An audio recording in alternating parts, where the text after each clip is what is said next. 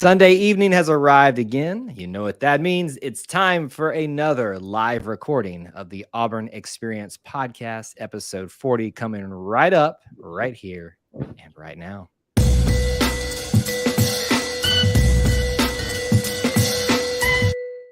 War Eagle Auburn family, War Eagle E2C Network family. Thank you so much for joining us. Whether you're watching live or on the replay, we appreciate you being here with us for another edition of the Auburn Experience podcast. We'll get started here with the live recording in about 5 minutes or so. But in the meantime, we want to say hello, catch up with you.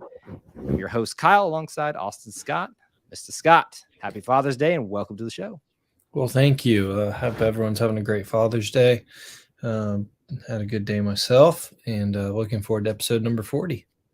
First Father's Day for you, I would imagine. Did you get to like sleep in or anything? I mean, you had to go to church, but That's correct. Yeah, no, we did have a decent night of sleep, and the boys were great. We made it through. So this was our third or fourth time getting back into the swing of church routine, and today was our best day for sure. We made it through the whole Sunday school and the whole church service. Everybody was good.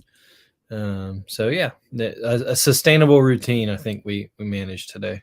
It's like they knew, right? Yeah, like they knew that's something. right. That's what we'll go with that and see if they maintain that. I think they only thought it was a half day before we, but that's okay. That's okay. Our behavior is getting there. Well, yeah, definitely. Shout out to Austin. Shout out to all the Auburn dads out there, and we'll do so probably in the show too, as a little bit of a reminder. Obviously, we just want to say hello to anybody that's watching live right now. Anything that you'd like to ask us, you've got a few minutes to do so. I'll be staying afterward to answer any questions or comments, kind of like a little mini Wednesday night show. Would love for you to stick around to the end of that as well. I do want to do a quick plug real quick at the beginning of the show. If you are watching this live or before, I would assume midnight, you can still take advantage of our 20% off discount code at Alumni Hall. That ends at, it's good till today, E2C Dad 23. Don't miss out on that. So we'll remind you a little bit later on, but that code right there, E2C Dad 23 at Alumni Hall, shop online. And last chance to get that special little code. We got James checking in. Good to see you, James. Happy Father's Day. I would assume, James, I don't know James personally, but I'm just wishing you also a happy Father's Day. Look, we are all going to probably be a mentor to somebody or an actual biological father or an adoptive father or some version of fatherly figures someday, hopefully, so you can celebrate that however you would like to. And we appreciate you watching tonight, James. Austin and I have a lot to talk about on tonight's show. We got a little preview for you, some recruiting. We've got SEC schedules. I took a trip to Auburn. I mean, we're having to put off, Austin, our winter preview for at least an episode. Yeah, I mean, we tried to get into this nice little swing of things and then change plans, but that's okay because that, as we've talked about, it's a long summer, so we'll just pick that up next week or the next week or the next week and get on our recaps at some point. But that's one we don't want to miss. Some basketball and gymnastics, swimming and diving. We'll mention them. I was about to say, yep. And then we'll have plenty to talk about. Does equestrian fall in the winter? No. It's interesting because there's this weird dynamic with a couple of these sports, right? Equestrian's one of them. Golf and tennis. And track and field. Well, it's cross country, but you've got indoor track and field. So we could discuss indoor track and field, but you kind of just needed to probably throw all that together. No offense to them, but it's just kind of the nature of the beast. So there's more than just those that you mentioned. It's just kind of they overarch all of the different things, which is I think why people forget about those programs sometimes, because it feels like they're always have something going on. Yeah. So we will definitely mention them in one of the next two categories. We did talk about cross country because cross country is such a different from the track and field. The only difference is indoor and outdoor for the main part of it. I do have a question. When is the last time recruiting has been this exciting? It appears to be a lot different. There was a period that Harsin had it going for about a minute there, and that was about it. I think it was around the Jeffrey Imba time where he got like Imba, a couple of others back to back to back, and that's about it. Yeah, these days a lot of people use the phrase "a minute" to describe longer than 60 seconds, but this might have just been for an instance where it's just for 60 seconds. But he did have it going for a minute there, and so, but I mean, as far as prolonged excitement, I think James has a point. I think people forget that or don't want to give a whole lot of credit to the Malzahn recruiting because some of those guys didn't pan out a lot. Right. But there were some high profile guys in the Malzahn regime. But it definitely seems like 2 years removed that this is the most exciting it's been for a while. And I think that's fair to say. That's no got it all against the Malzahn era or the Harsin era. It's Auburn football has even said that they're less than 1,000 season tickets away from setting a record. So it's just an exciting time all around, which is great for everyone involved. I might have to pony up some cash and do it. I usually try to do it, by finding them, as day by day or week by week or, however that goes, or just watch from the student center because I come to campus no matter what on home games. But it may be one of those years where we have to get the season tickets. Listen, it's the last of the regular. We're going to talk about in the show the last of the regular SEC schedules. So you might want to experience that in person. So I might have to do it. All right. We are sitting at about 7 minutes. So we're going to go ahead and get the show started. Most of you who are regulars know the drill. We won't be interacting a lot during the show, but please feel free to interact with each other in the chat as you're watching.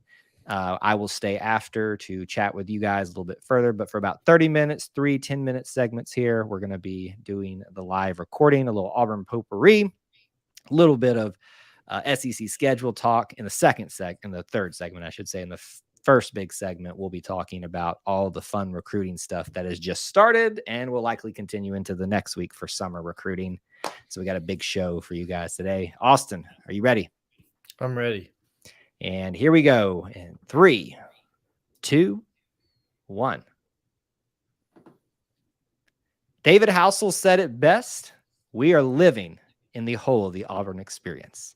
It encompasses so many different things, people, and yes, even places. But at its heart, at its core, it is all about our sports. It is all about our culture.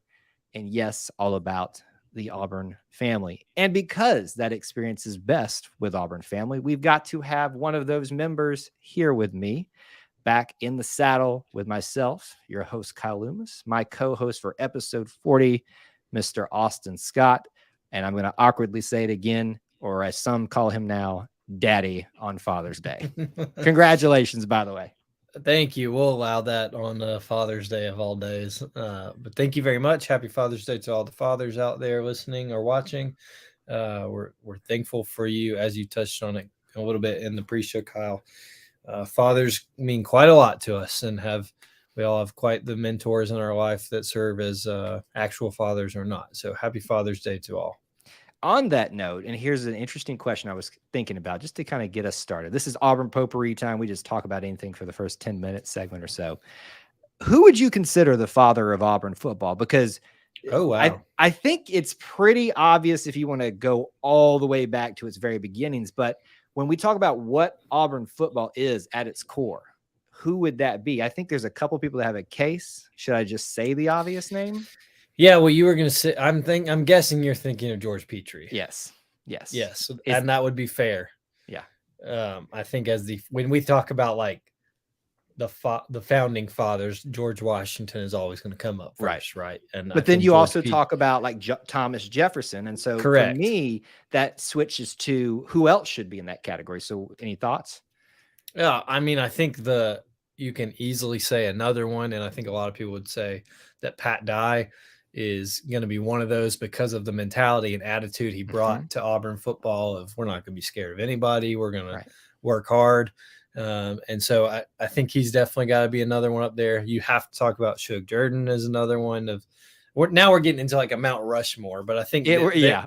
those are the father figures, I think, of Auburn football, certainly. And to its core, let's be serious that, when you talk about Shug Jordan and all that he meant to Auburn University and George Petrie and the Auburn Creed, these are also in individuals who had great influence on Auburn University as a whole, not just Auburn football too. So yeah, and I think there's some other names that fall in there too. Some administration, such as Cliff Air, yeah, and, former members of teams, and I would argue that you could make a case in some ways that Bo Jackson is kind of that, and what he created in terms of the pivotal Auburn football player, like, what everybody looks to aim towards. In a sense, yes, he's more modern than a founding father like a George Petrie, but I think you could make a case there as well. Just an interesting thing since Father's Day comes around. I always think about this. I just wanted to kind of poke your head a little bit for what ideas I could get out of there. But other things that popped up this week, let me just talk about this to start off with. A little bit of sad news that we do want to address. A couple of deaths in the Auburn space. First up, Harvey Glantz, former Auburn track and field star. And it does pain me to have to mention this, that he was a coach for a long time for our rivals. But regardless of that, he started with us. He got his beginnings with us and became a track and field phenom, but also just a legendary name in the space and of itself. So sad to see that he passed this week. And then also the wife of Marquise Daniels, who is also herself an Auburn basketball star, Shayna Askew Daniels, I believe is how to say it. But I just wanted to express my condolences, obviously, to the Glantz, to the Daniels family, and obviously vicariously those of you within the Auburn family and friends and family connected to them that were, obviously dealing with that right now. So obviously, Austin, a very sad week, and at least it started for Auburn. Yeah, no, absolutely. And I think a lot of people kind of knew about the Daniels family situation and just unfortunate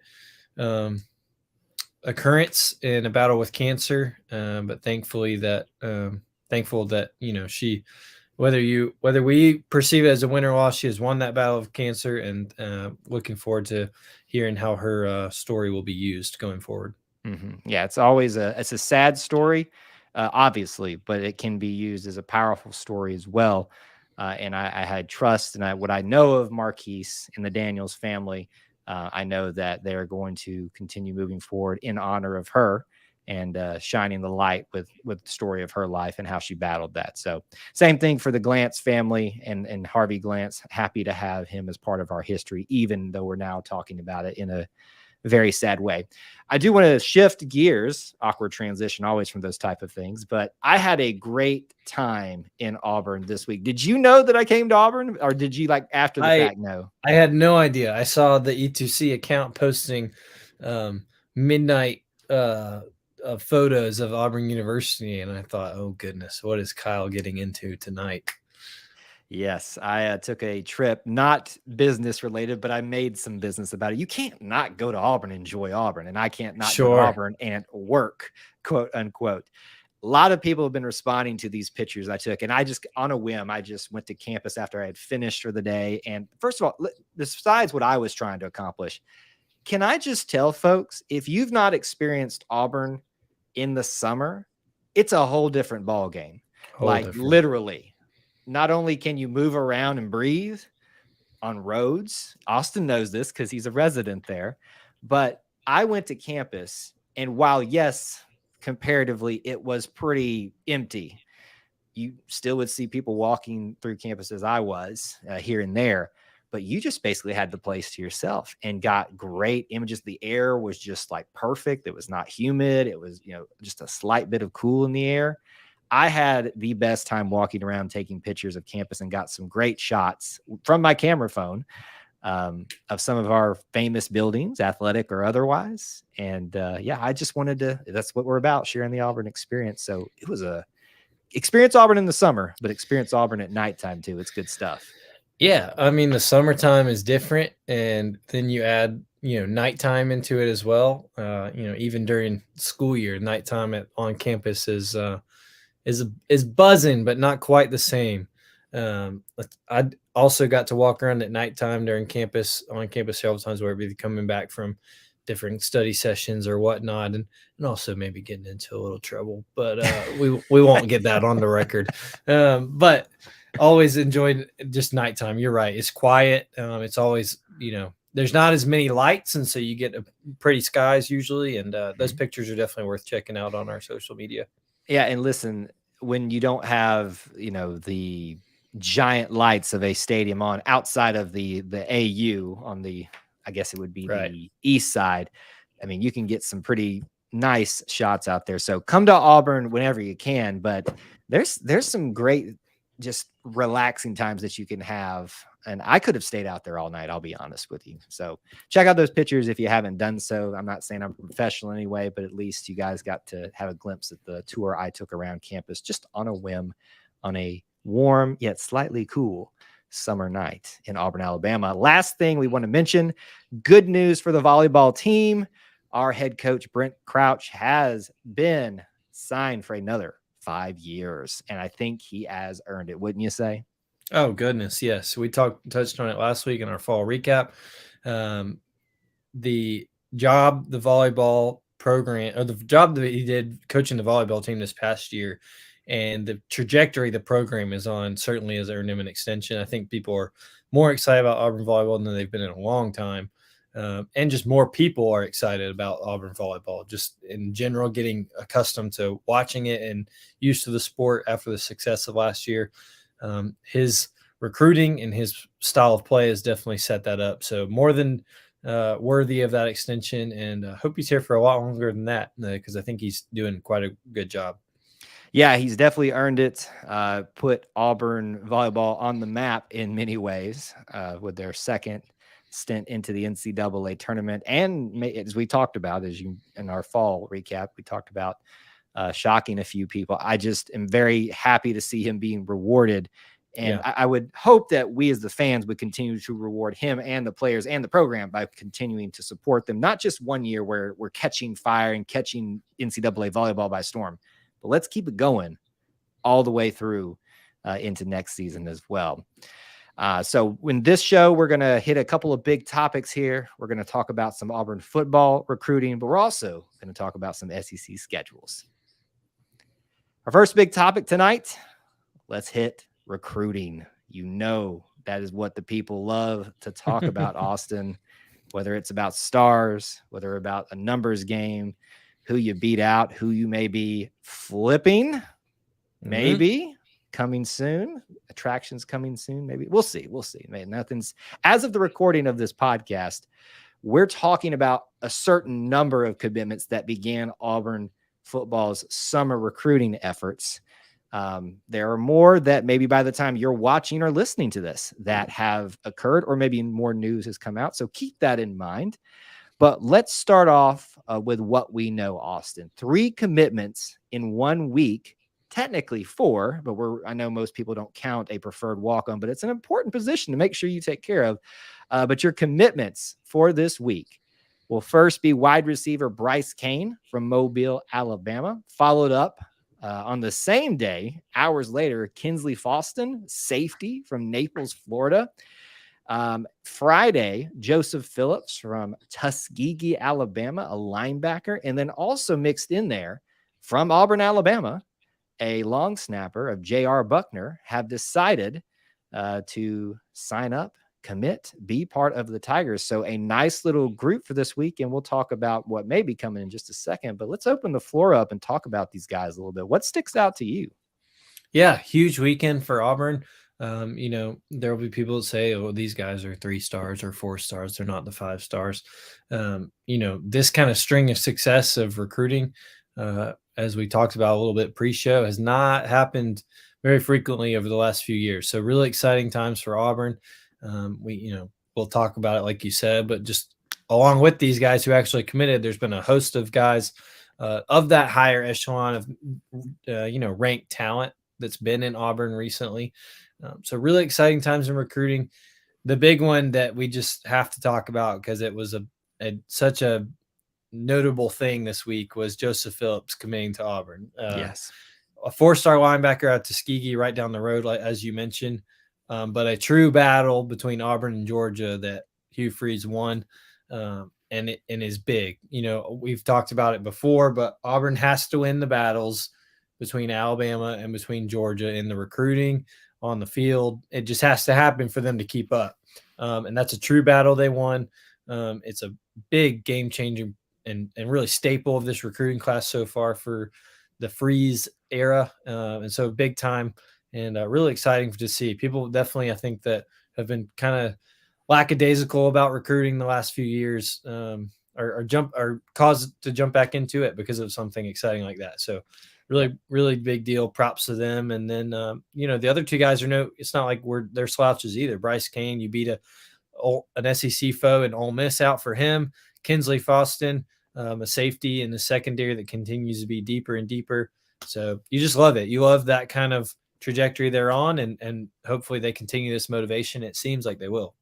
There's a couple ways you could chop up these commitments in this week and talk about them individually or as a group. I'll try to do a little bit of that. First of all, let's talk about Joseph Phillips. That's the big one, right? Stars wise, perception wise, it's important to win the battles between Alabama and Georgia. I would add into that as well. It's not as prominent as those two, but Florida as well, because those are our 3 pipeline states.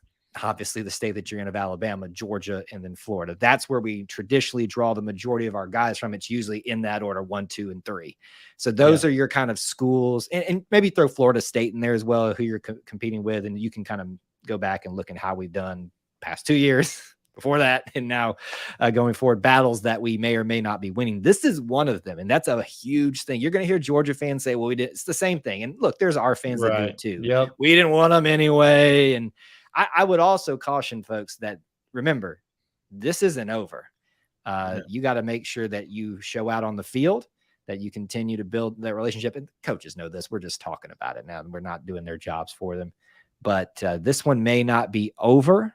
But for now, Auburn has won the battle between Georgia. The other thing that sticks out to me from this group, even including our preferred walk-on long snapper, J.R. Buckner, you have got a group of guys that are all from your backyard or close to it. You've got Auburn, Alabama, Tuskegee, and then Mobile is close enough, and it's a Alabama stronghold. So I would argue too, with Bryce Kane down there, that you went in, even if Alabama didn't want him, maybe necessarily, you went into their territory and took somebody out. So just wins abound when you really kind of chop this thing up and talk about them.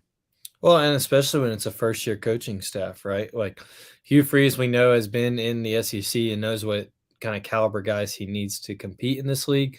But you're right, for his group to kind of establish these relationships with these guys this early is big. There's certainly more guys they'd be getting and more battles that they're going to have to win. But this continues to be a steady rise in trajectory of momentum. And I'm hoping that this is showing a bigger things to come for sure. I believe also, and this is a fun little tie for you and me being big Malzahn fans, I believe Kinsley Faustin was pretty high on UCF's list, and now Gus Malzahn being down there. I think we beat out the old coach for one, as much as you and I may love the guy, and we won't rehash our history with all that storyline and stuff like that. But it is still nice to know that we can beat out a former coach and convince them. I think we got a leg up. It's Auburn, UCF. You may have won that bowl game, but and it's always, isn't it not weird to think about that he was the coach then that lost to the team? Yeah, super weird. It's a weird dynamic there, but all different ways to look at those 4 guys that, as of this recording, have committed. Very briefly, let's look at what may be coming down the pipe. As you mentioned, these are summer camps have been going on, and taking a lot of official visits where they really get shown the red carpet. You can follow some of these guys on social media and see what all the staff does for them, whether it's stuff they get that when they come to the hotel, messages with certain former players or calls. They get shown around campus. They get the best rooms, on campus. Right. Red carpet's thrown out, basically, or the orange and blue carpet, I should say. We got no red here. No red here. A couple of names that are out there that people may want to be paying attention to. Khalil House, an offensive lineman would be one. Malik Blockton from Pike Road, which is not too far away from Auburn. Defensive lineman in July, I think, is committing, and I think Auburn is favored for both of those. So maybe that's changed by the time you're watching or listening to this. But there's a big one out there. And when we talked about flips at the beginning of this, that is getting really interesting. And whether or not this guy comes to Auburn, the fact that Auburn's making it a game is showing you how things are changing from the last 2 years to now. Perry Thompson, current Alabama commit. If Auburn swings that one, boy, social media is just going to explode, don't you think? Oh, it'd be ridiculous. And obviously, as you're touching on it, he was on campus this weekend. One a lot of people have been paying attention to, and I think Perry has said himself, this is an Auburn-Alabama battle. It's down to them two. That's all I'm looking at. And so that's always going to raise eyebrows. A 5-star wide receiver from Foley High School in the Mobile area, as you touched on, that 251 area code. And so it's definitely one of those that seems to happen every recruiting cycle. It's like, is Auburn going to actually pull this guy away from Big Bad Alabama? Mm-hmm. And this one seems like it might be their best shot here in a while. And so we'll have to see what happens. I think he left the visit saying it was really impressive. It's Auburn or Alabama. I'm trying to decide before the season or whatnot. So that will be one to look at. That is one, as you touched on, Kyle, that everybody's going to say, well, we didn't want him anyway. No, that is one everybody wants. And so that will be interesting to see what happens. And I don't want to play the moral victory card, but I think you kind of touched on too. The fact that this is a battle is a big deal, and hopefully a sign of things to come in future recruiting cycles once this Freeze coaching staff has had time to get in on these guys a little earlier. Mm-hmm. That is something that is impressive, that it's just a battle in itself. But hopefully they pull the victory over Alabama and get this guy, and it'd be another one of those program changers for the recruiting cycle first year for sure.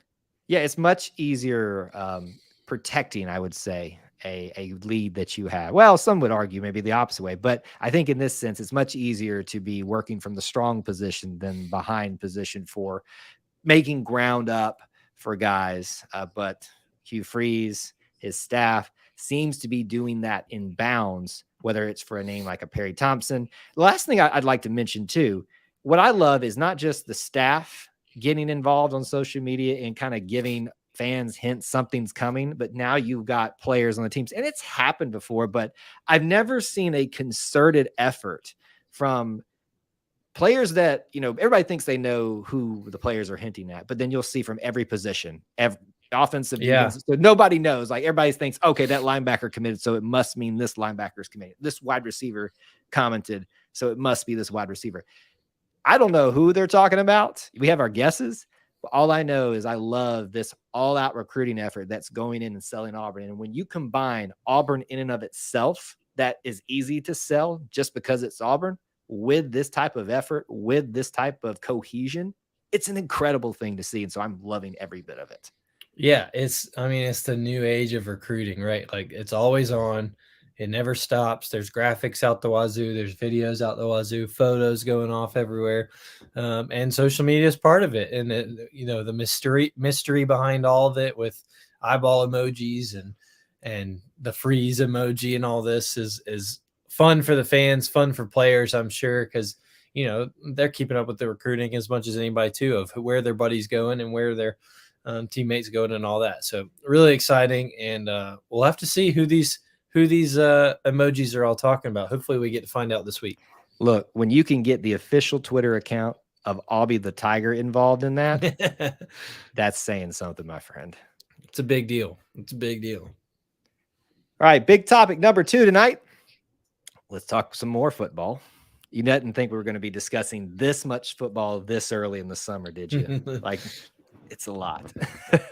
It never stops. It truly never stops. But, we feel like we get these little breaks here and there. I thought I was getting a break this past week. Nope, that was not the case.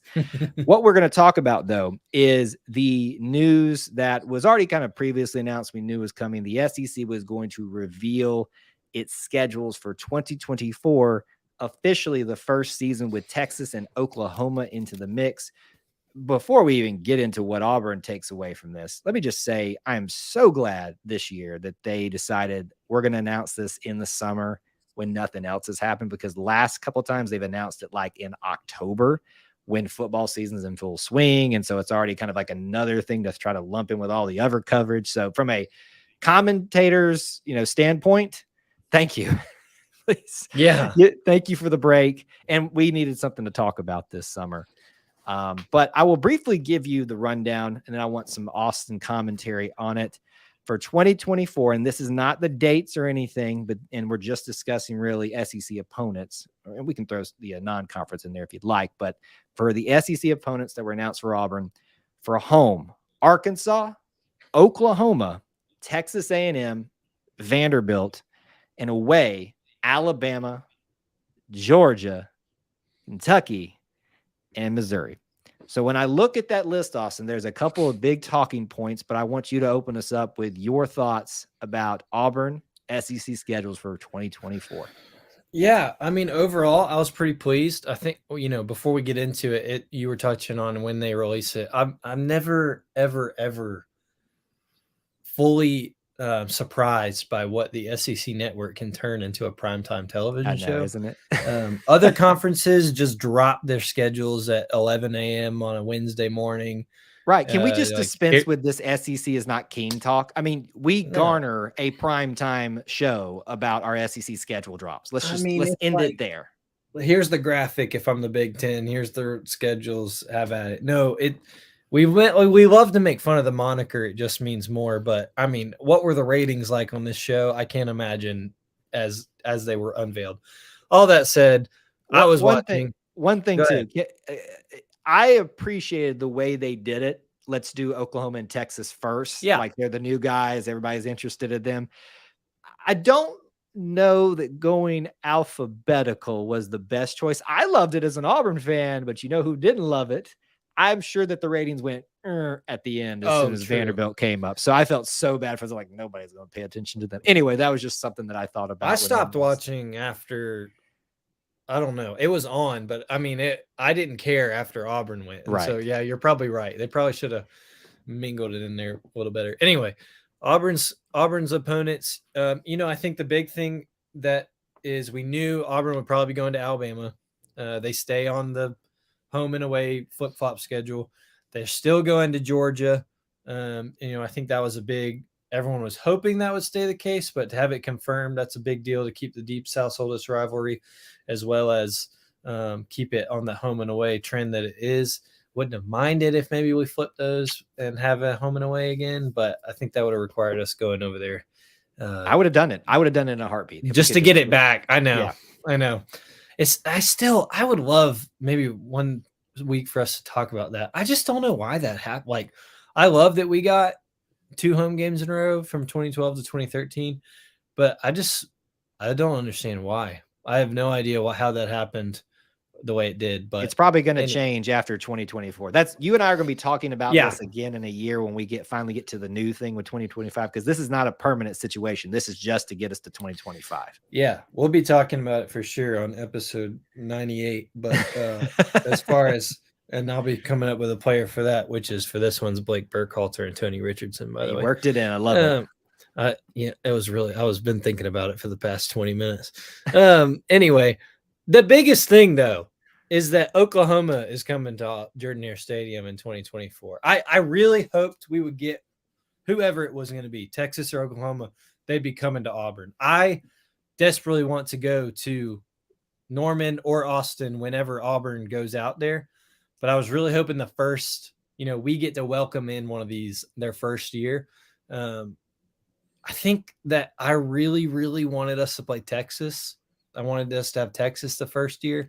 But the more I think about it, the more I'm excited about Oklahoma coming to Jordan-Hare Stadium. Yeah, it's fun either way. Look, it's something new. It's exciting. We get to have first crack in our home stadium at one of the two. So you really kind of look at it, and if you're like me and Austin who wanted Texas more than Oklahoma, you kind of look at it and you go, okay, well, we can't get everything we want. This is a pretty nice way to get things started with these 2 new opponents. Right. So love that fact of it. The other big things, and you've touched on them, the rivalries, the important ones have been maintained. The most important ones, Iron Bowl wasn't going anywhere, but people were concerned that Georgia and Auburn would go away for 2024, at least on an annual basis. That's not the case until we'll talk about 2025 when it gets here. I don't think it's safe, folks. Yeah. A couple of things to talk about here. When you talk about who had to leave the schedule and who might come into the schedule outside of Oklahoma and Texas, a lot of people were hoping somehow, some way for a Florida matchup. I was one of those. Same. And what that meant, even without that, you had to lose somebody. No more Tiger Bowl every single year. Auburn and LSU, the annual rivalry, which is a rivalry, it's developed into that, is no more. Are you disappointed? Thoughts about that? Because I'll lump it, not as much of a rivalry, but I'll lump in the Mississippi schools with this because they're not on the schedule either. When we talked about preserving traditional like we weren't going to play the West again. It wasn't going to be like we're having the annual West every year with the way this is happening. It's just not feasible. And so I think that I've come to grips with that wasn't going to happen. To see all three of them not on there is strange. It is. But as you mentioned, someone had to go. And I think A&M not being on there wouldn't have hurt as much, or not. I don't want to say it hurts because we're going to play them again. And, a year off of LSU is not going to be the worst thing. But to not, A&M is more recent, right? They're not as, there's not the history. And so I think that wouldn't have been as bad. Arkansas the same way, while there's been some tension between Auburn and Arkansas. Tension's putting it lightly. No kidding. In recent years, like it's not the same history Auburn might have with LSU or even Mississippi State or even the drama with Ole Miss in the last few years. So it stinks to not see them, but I remind myself continually they're going to be on the schedule. It's just not for 2024. It's not like we're never going to see Auburn go down to Baton Rouge again or have Ole Miss coming to Jordan Hare. So it'll all be okay. It's fun to see, Vanderbilt. I'm not upset about getting Vanderbilt for a second year in a row next year. And then, we don't see Kentucky as much, but I'm with you. I really was hoping somewhere between really just Kentucky and Missouri. I would not have minded at all if one of those was Florida or Tennessee. Honestly, I was really bummed that we didn't get either of those on the schedule.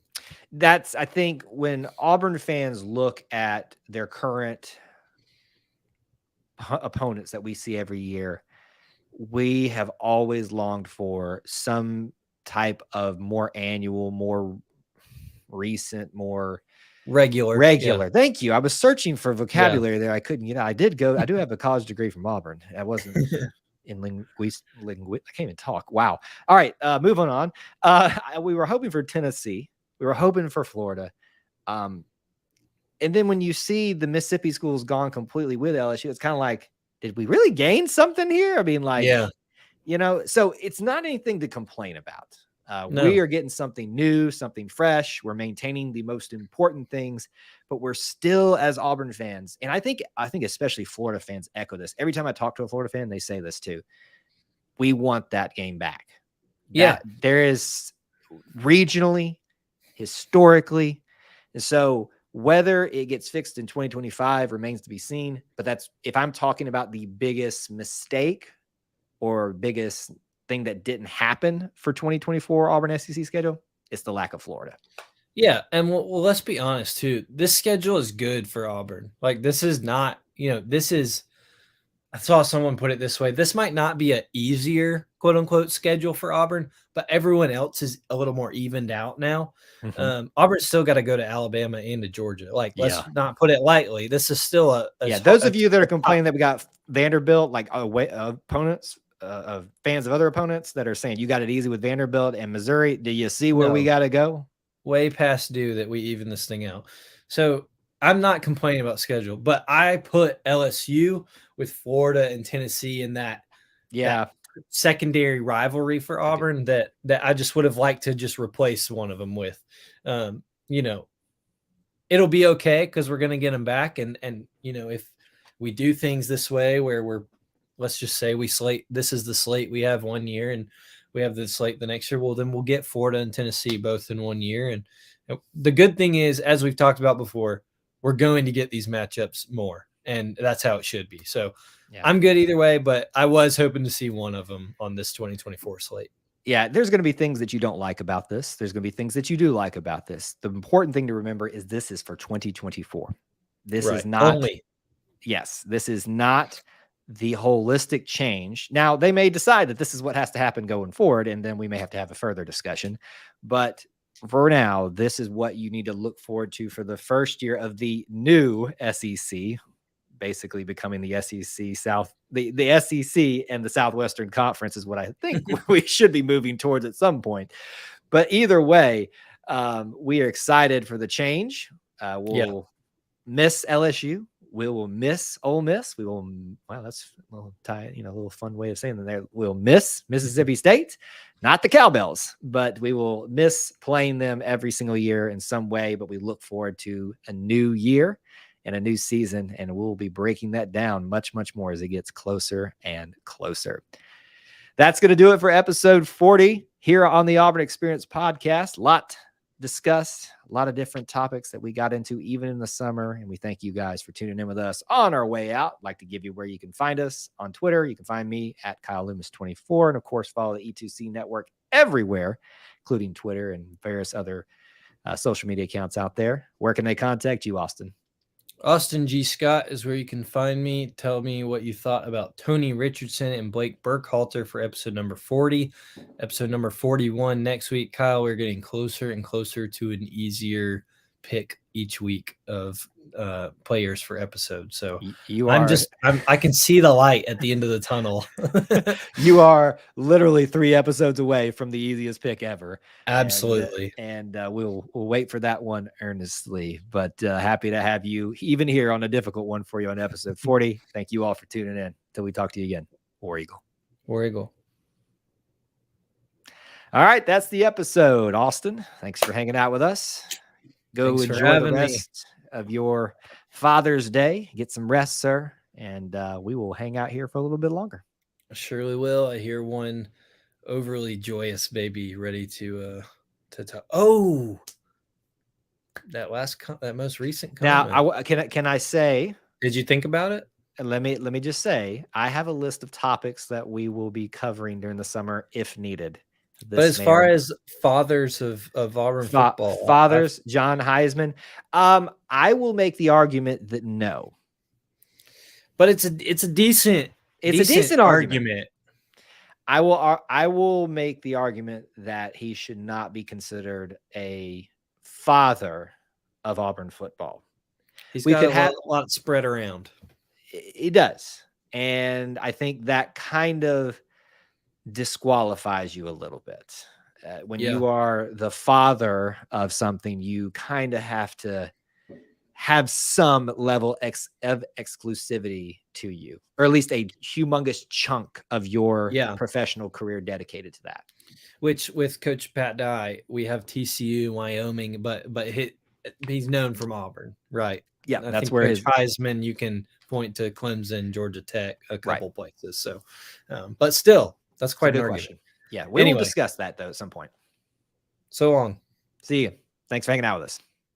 All right, guys. Now we move into, I wouldn't say my favorite part of the show because Austin being here is always my favorite part of the show. But I love interacting with you guys in just kind of an informal way. And we do this on our Wednesday night shows at 8 p.m. Eastern time. So hope you can join us for that. But this really is just about us and what you want to discuss. It can be what we talked about during the show. I usually stay on till about an hour. We've been on an hour. We got about 16 minutes left right now, unless we get into some really good commentary. So if you want to keep it going, keep it going. So give me some comments and questions that you'd like to hit. We might rehash some things. I saw a bunch of you popped in right as we got started. So some shout outs to all of you there. That popped in. We had everybody, Alabama, Florida, Tennessee, Virginia, checking in from all over the place. So guys, thank y'all so much for tuning in tonight. I know it's the doldrums right now. So let me give you a couple things, cover this part of the show while you're kind of thinking about some things that you'd like to discuss here on the stream. First thing, I mentioned it at the top of the show. You have literally got barely over 2 hours left. 20% off discount code E2C DAD23 at Alumni Hall. You can shop online. They've got some great items over there. Well, I guess I should have just showed you guys this. This t-shirt is from Alumni Hall. It's an Auburn basketball t-shirt. I love this shirt. It's going to be my new one for game day on the new season coming up. And apparently we're shooting fireworks on Father's Day for some reason outside my house. So I hope you guys can't hear that. But please shop with Alumni Hall. They are great people. And I will put the link in the description if it's not there already, but we've been sharing it out on social media. If you'll go through that link, shows them that we send them to you, but using that code, especially E2C DAD23, literally hours left at midnight. It should not be available to you anymore. Other things to keep in mind, the live stream, Auburn Family Night. If you'll stay to the end of the live stream, this will take you to the pre-show lobby for that, already set up for next Wednesday. And you can go ahead and hit the like button, the notify me bell. Those of you that do that are a huge, huge help. We'd love for you to go ahead and subscribe if you haven't on our journey to 4,000 subscribers, doing a giveaway as soon as we reach that. You could be a channel member for $1 a month here by hitting that join button, or you could go to the Booster Club link in the description to join up for at least $1 a month there, if not higher levels. Would love to have you supporting us in that way if you can. There's other links in the description where you can shop, help us out in any way possible, but we just appreciate you being here, being part of our little family within the Auburn family. That's the easiest thing you can do, is be here, tell a friend, and smash the like button.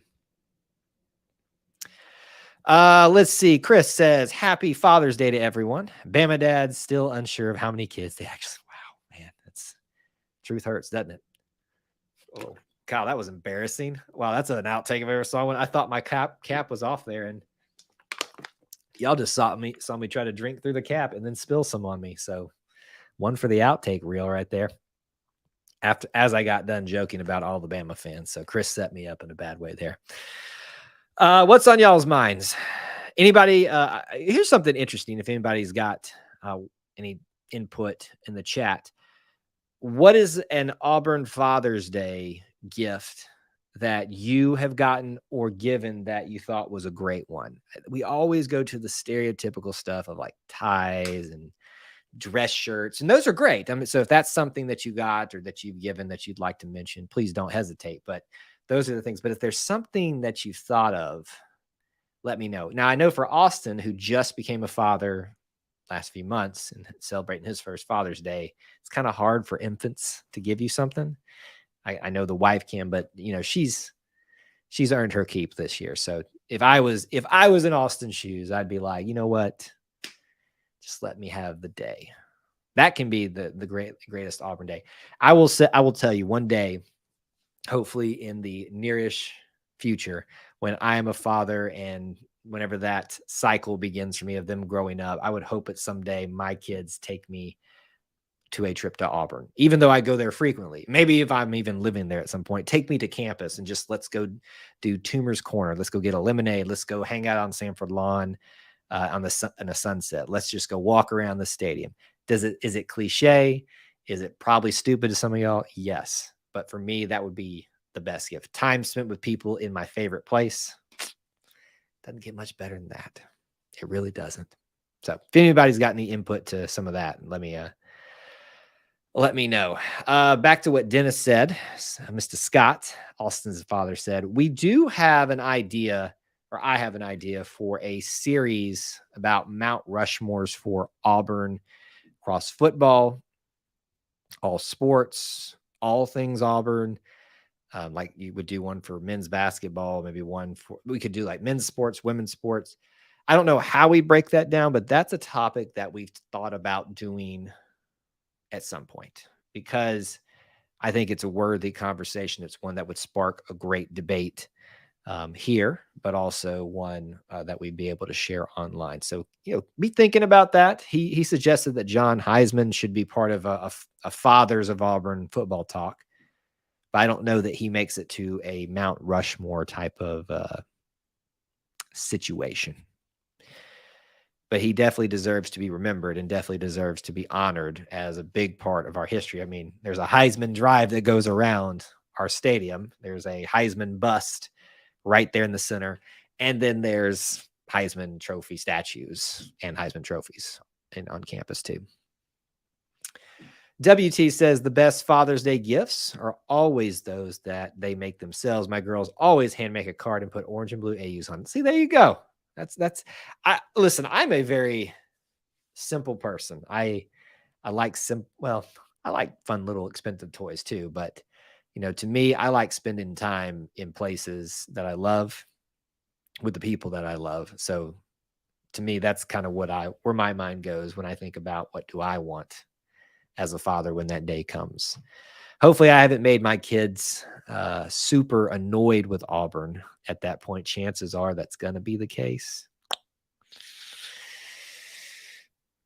But yeah, so that's cool. Thanks for sharing that. I keep one update of what's going on behind me. I can show you the wide shot real quick.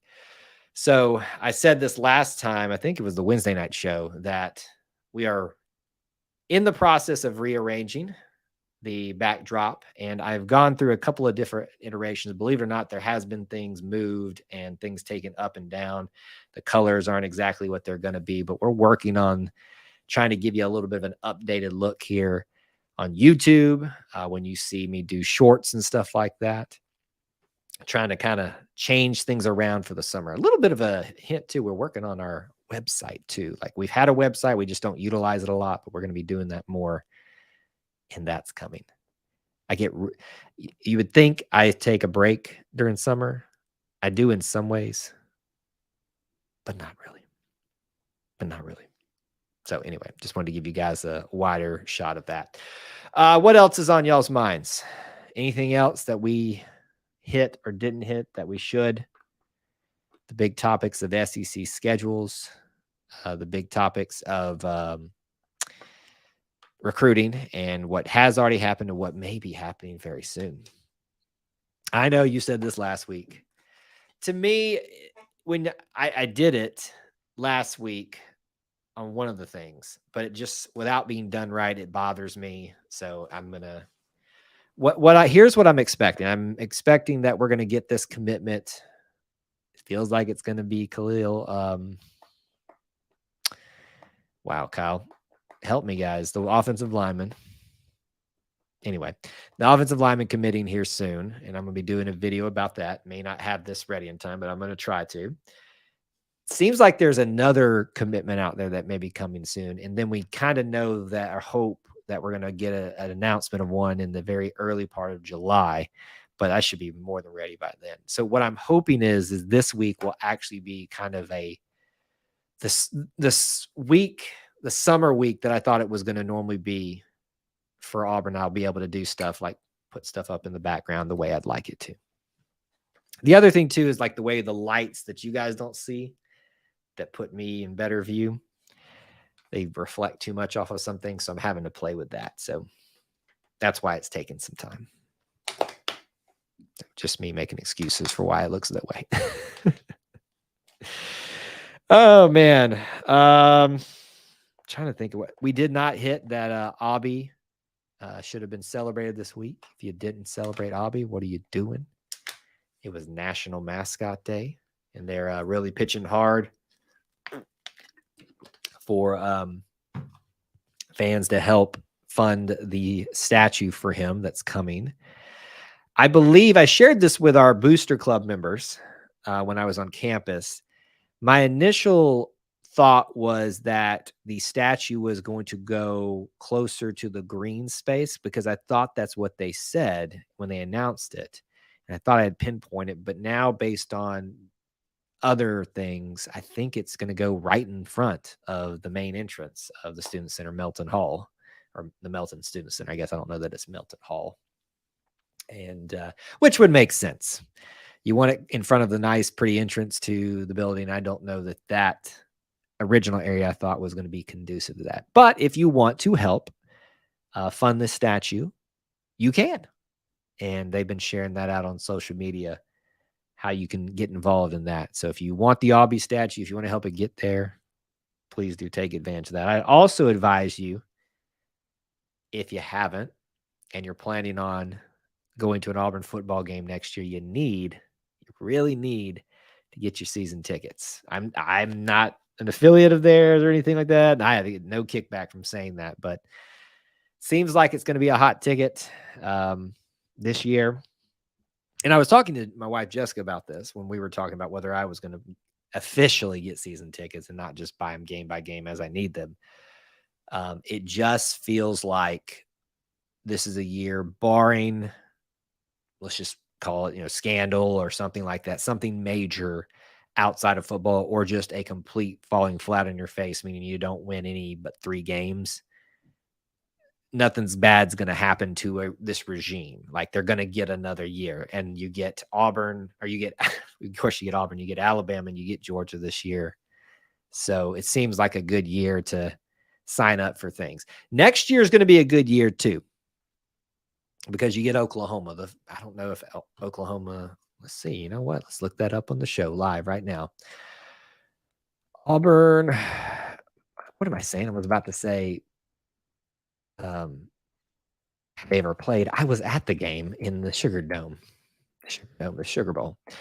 I want to see, though, what the history is versus. Oh, wow. Yep. 2 games, 2 losses. Ooh, that sucks. So it's time to end that when they arrive to Auburn in 2024. That is tough to see right there. First matchup was a 22-40 loss.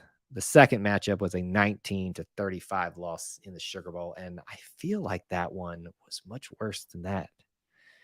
I was there for that one. I was there, kiddo. I was there. It was a fun trip, not a fun result. And yeah, that was my first time ever being in New Orleans too. And in New Orleans is an interesting place. I don't know that I'll ever frequent it a lot, but I know that there's probably some interesting things that go down there that I haven't even seen yet. All right, so we got a few more minutes here, about 3 minutes or so exactly. Let me know and if you got any other final thoughts, and then we'll kind of start wrapping up the show here. Unbeaten Lake. Shaun White got hurt that game, and we couldn't pass the ball to save our lives.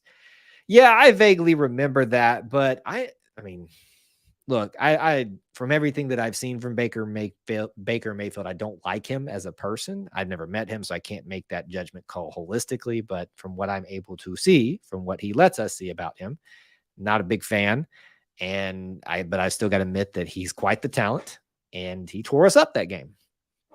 And they also had, I think, Samaje Perine at the time, who was a really good running back for them. God, what were the 2 wide receivers they had as well? That was Lincoln Riley had it. Or was that Bob Stoops? Was Bob Stoops still there? I think he was. Yeah, I think he was. Either way, they were rolling about that time. I think it was kind of shocking that they even, the Sugar Bowl is not like a consolation prize, but I think people thought they would have been in one of the New Year's Six or something like that. And let's think about it too. I think, what was it, in that scenario, if Auburn had won one other game, they would have been in a different bowl scenario too. Yeah, look, I always wonder. I know Shaun White is tuned in before, so I obviously want to be nice. Not that I have anything bad to say about him, but I always wonder if Shaun had not run into the issues that he had, what might have happened, because I think Shaun was a really, surprisingly for a lot of us, good quarterback at times. And I'm not saying he was perfect, but I just wonder what would have happened. It's a lot of those what if questions, right? What if Jeremy Johnson had panned out? No offense to Jeremy Johnson. A lot of those questions I asked, I think Shaun falls into that category too for me. And yeah. Interesting that you brought that up. All right, final comments, questions, derogatory buttles. Get it in right now. Like I said, smash the like button. Subscribe if you haven't. You've got less than 2 hours now to use E2C Dads 23 at alumnihall.com. 20% off for it ends at, I'm assuming it ends at midnight. It says it expires after today. So don't miss out on that. We'd love for you to support them. And support us vicariously, and check out all the links in the description. I hope to see you guys this Wednesday night for a live stream call-in show. We are in the slow part of the year, but there's still plenty to discuss and plenty to talk about. And I'd love to hang out with you in our Auburn Family Night. So until I talk to you guys again, thanks for tuning in, and War Eagle.